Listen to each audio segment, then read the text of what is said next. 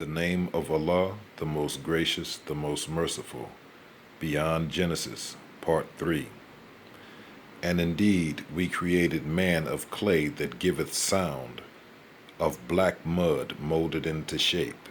And the jinn we created before of intense hot smokeless fire. And remember thy Lord said unto the angels, Verily, I will create a man of the essence of black mud fashioned into shape. So when I complete him and breathe into him of my spirit, fall you down prostrating in obedience unto him. When Adam stood upright, the angels looked at him. Then Allah Most High bade them to do submission and sajda, or prostration, unto him. The first who stepped forward to do prostration to him was Gabriel.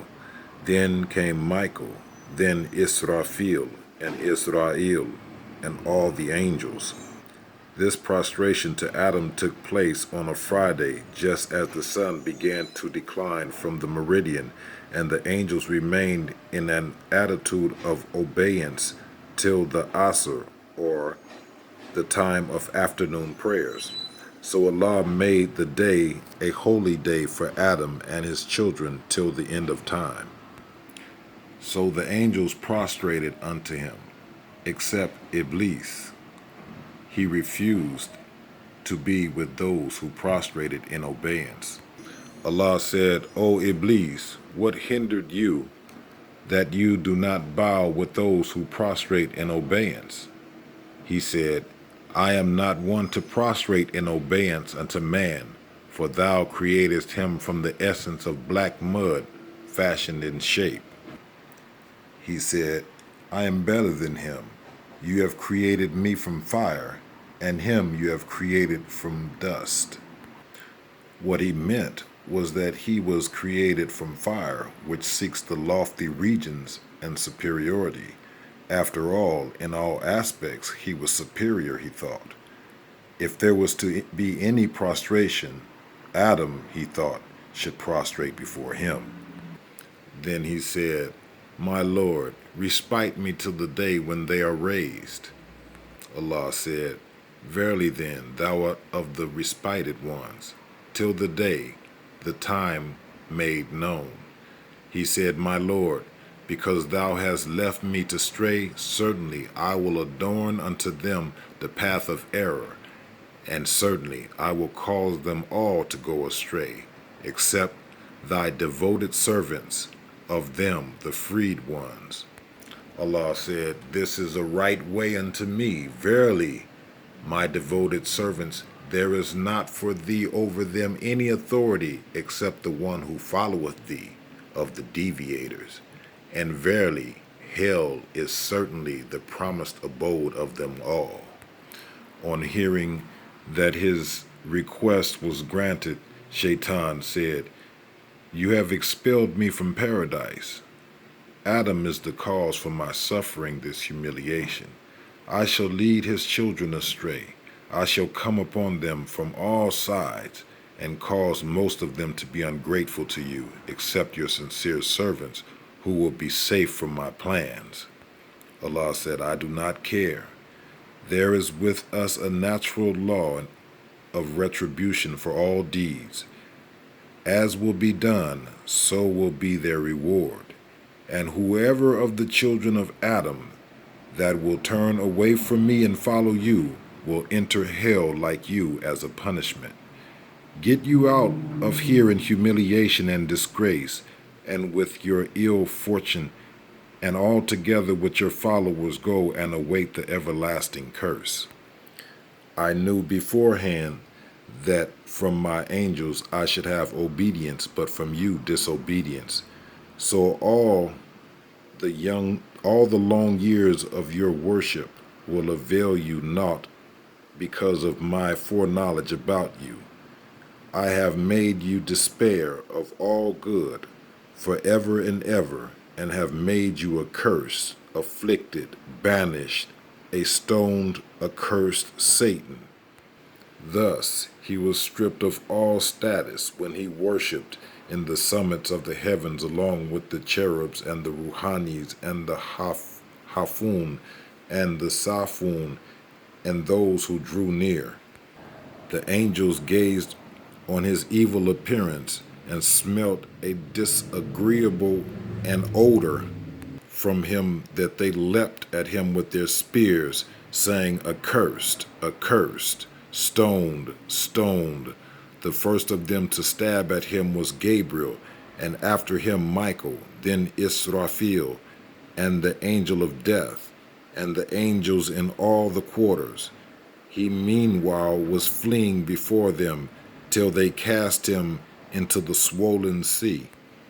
Then the angels of the swollen sea hastened towards him with their spears, which are spears of fire, and ceased not stabbing at him with their spears, till they drove him into the Euphrates, where he was hidden from the eyes of the angels. Now all the angels were troubled, and the heavens trembled at the audacity of Iblis, the accursed be he. Allah taught Adam all the names of things, so that he knew all languages, even the language of fish and frogs, and all that is on land and sea. Adam spoke 700 languages, the most excellent of which is Arabic. Then Allah bade the angels to carry Adam on their shoulders, that he might be high above them, while they were saying, Kudus, Kudus, holy, holy. We will not depart from obedience to thee. So they took him through the paths of the heavens, while other angels stood in ranks around about him. And each time he passed a rank of them, he would say, Peace be unto you. To which they would reply, And to you be peace, and the mercy of Allah, and his blessings, O choice one of Allah, his preferred one, and the masterpiece of his creation. In the highest reaches, a pavilion of ruby and emerald was set up for him, and whenever Adam passed by a seat of angelic chiefs, or place of the prophets, he would mention its name and the name of its occupant. Then the angels returned him to his Lord. Majestic is he. Then Allah bade the angel Gabriel summon the angel ranks to assemble before Adam, that he may address them. So Gabriel called them, and they assembled before him, all the inhabitants of the heavens, making around him 20,000 rows, each row adorned with a different manner, while Adam was given a voice which would reach them all. Then there was set up for Adam the pulpit of consideration with its 7 steps. He was clothed that day in a garment of silk brocade, as light as air, with 2 girds encrusted with jewels and selvaged with musk and ambergris, while on his head was a golden crown, jewel encrusted with, having 4 corner points, each set with a magnificent pearl, whose brightness would put out the light of the sun and the moon. On his fingers were rings of honor, while around his waist was the belt of approval, the light from which reached to all upper chambers in paradise. Allah had already taught him all the names of things, and had given him a rod of light, so that the angels stood in awe of him, saying, O our Lord, hast thou created any creature superior to this?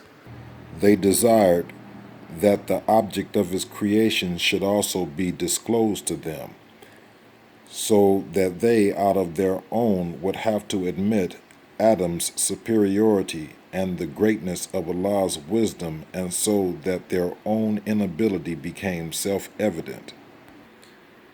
The post of being Allah's Khalifa on earth was not dependent upon any amount of glorification and praising, but is dependent upon the knowledge one has. This is so because rule on earth is impossible without knowledge. Allah had made Adam the manifestation of his attribute of knowledge. He was more suitable to be the Khalifa on earth, not they. Moreover, the angels, in spite of their services being rendered to Allah, are completely free of all worldly passions and needs, and they were so unacquainted with those passions and needs. And because Adam had to deal with these things at all times, his knowledge of these things was something natural to him, those qualities which had been placed in him by the Creator. He had been taught everything, and that had been necessary for him to know. There was no need for them to become acquainted with so many types of knowledge. Undoubtedly, these matters were only suitable for Adam to endow himself with, so that he alone could have been Allah's vicegerent on earth.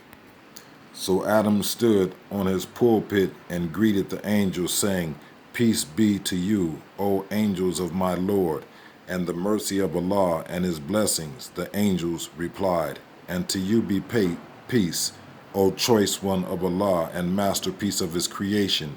And a call came from him from before Allah Most High, "O Adam, for this I did create you, and this greeting of peace shall be a greeting for you and for your descendants till the end of time." Adam began his sermon. He commenced by saying, "Praise be to Allah." Then he made mention of what he knew about the heavens and the earths, and all that Allah had created in them. First, however, eulogizing him for having given him power of speech and for having revealed these matters to him. Then Allah said, "O Adam, tell them their names." Adam began to tell them their names, the names of all things he had created by land and sea, even such small things as the pearl and the gnat. The angels were greatly astonished by this. What Iblis was thinking about was being disobedient. Then Adam came down from his pulpit, having had his handsomeness and his beauty increased by Allah. A bunch of grapes from paradise was brought to him, and he ate thereof, this being the first celestial food he had eaten. When he had finished, he said, "Praise be to Allah," whereat Allah said, "For this I did create thee, O Adam, and it shall be customary for thee and for thy children till the end of time." Then slumber came over him, and he slept. For there is no rest for the body save in sleep. But the angels were terrified, saying, "Sleep is the brother of death. This one will die." When Iblis heard Adam had taken food and rejoiced, "Oh," he said, "I shall be able to seduce him." While Adam slept, Allah Most High created Eve from one of his ribs on his left side, namely the crooked rib. She is called Eve, Hawa, because she is created from a live person. Eve was of the same height as Adam, and equally splendid and beautiful. She had 700 locks of hair intertwined with jacinth, and sprinkled with musk, was auburn-haired, of even stature, with wide black eyes, thin-skinned, the complexion of pottery, with henna-dyed palms, and hanging locks so long you could hear their rustling.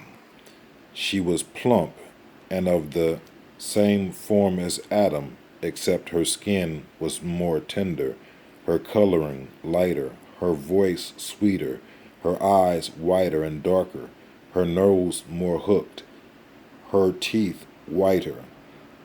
When Allah created her, he set her by Adam's head. Now Adam had seen her in his dream that day, and love for her had taken possession of his heart. So when he woke up and saw her, Adam said, "O Lord, who is this?" The Most High answered, "This is my handmaid Eve." Said he, O Lord, for whom hast thou created her? He answered, For him who will take her in faithfulness and be joined with her in thankfulness. He said, O Lord, I will take her under these conditions, so marry me to her. So the angels stood behind Adam and continued to stand there. Adam inquired, Lord, why do the angels stand behind me? The Most High answered, That they may behold the light of Muhammad which is in your loins. Upon which he said, O Lord, bring that light before my face, that the angels may stand in the same rank with me. This being done, the angels formed a line with Adam when he asked that the light should be placed in a position conspicuous to all, that himself might also behold it. The Most High then called the light of Muhammad to appear on the signal finger of Adam, the light of Ali on his middle finger, the light of Fatima on his ring finger, the light of Hassan and on his little finger, and the light of Hussein on his thumb. The beaming radiance of these lights was like the sun, so that the heavens and the earth and the empyrean and the throne and the curtains and the tabernacle of great and glory were all illuminated by it. Allah said, O Adam, nothing have I created is dearer to me than you two, if you obey me and serve me. Now I have created for you two a dwelling which I have named my garden. Whosoever enters it is truly my friend, and he who does not enter it is my enemy. At this Adam was seized with fear and said, O Lord, do you have an enemy? When you are the Lord of the heavens and the earth? The Most High replied, Had I wished that all creatures be my friends, I could have had it so. But I do what I will, and I withhold what I wish. Adam said, O Lord, this maid servant of thine, Eve, for whom hast thou created her? Allah the Most High replied, O Adam, I have created her for you, that thou mayest dwell along with her, and be not alone in my garden. Adam was content with this, so a choir made of a jewel was set for Adam, on which he sat while the angels gathered together, with Allah signified to Gabriel that he should be of the affiancier. So the Lord of the worlds was the Wali, Gabriel the Khatib, the angels the witnesses. Adam was the bridegroom, and Eve the bride, and thus Eve was married to Adam under covenant of obedience and piety and good works, while the angels showered upon them from celestial confetti. This concludes part 3 of Beyond Genesis. Assalamu alaikum.